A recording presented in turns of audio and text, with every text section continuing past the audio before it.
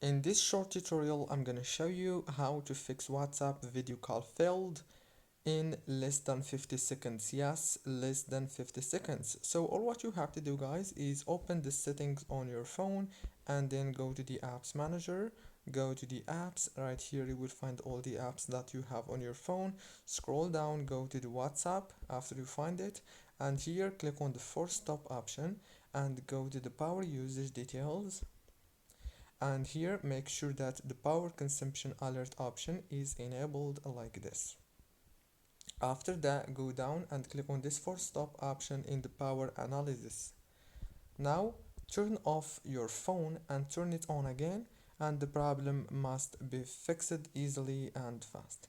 If it's not, then you have a problem with the Wi-Fi. You need to change the network. Don't forget to like and subscribe. Thank you so much for watching the video until the end.